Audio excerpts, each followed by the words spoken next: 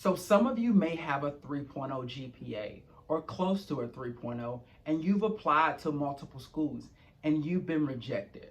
So my hope today is to come on here and tell you a little bit about my story, and maybe that gives you a little bit added motivation to keep pushing through, to let you know there is light at the end of the tunnel.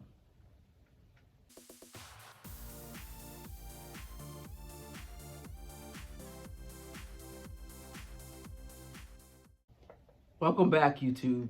If this is your first time visiting our webpage, my name is Ladarius Woods, and I'm one of the co-founders of Admissions Highway, a company whose number one mission is to help prospective and pre-PTs live out their dream of becoming a physical therapist.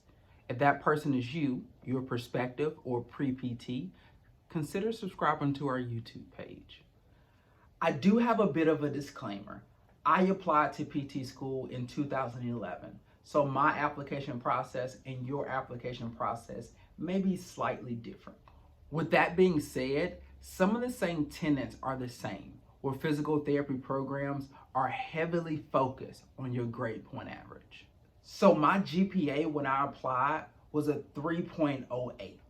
And if I can be honest with you, I did not think I was going to get into physical therapy school my first time around. So there was actually one program that took a chance on me.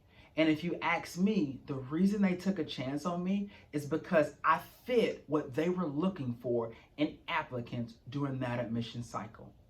Fast forward to during PT school, I actually graduated with a 3.97 GPA. And I only had 2 B's my entire time inside of physical therapy school.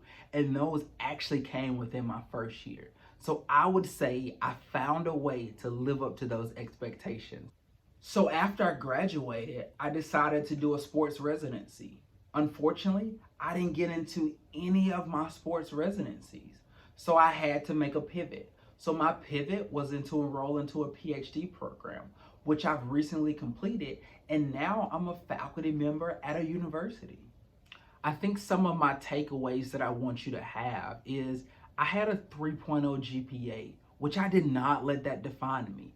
I found my way into PT school, graduated with an excellent GPA, and then I got hit with an adversity with respect to a sports residency. I pivoted it and decided to go for a PhD, which I've gotten. And now I'm a faculty member teaching at a university. Now, I think I would be remiss to tell you, although my 3.08 was my defining GPA, I did have additional extracurriculars that I think made me a well-rounded candidate. Although I did have that 3.0 GPA, I had a lot of additional, extracurriculars that helped to beef up my application process. So I did play 2 Division I sports, football, and I ran track. In addition to that, I was a part of 4 organizations, and all 4 of those organizations I held leadership positions in. I also had nearly 200 volunteer hours in the community, everything from the Red Cross to Habitat for Humanity.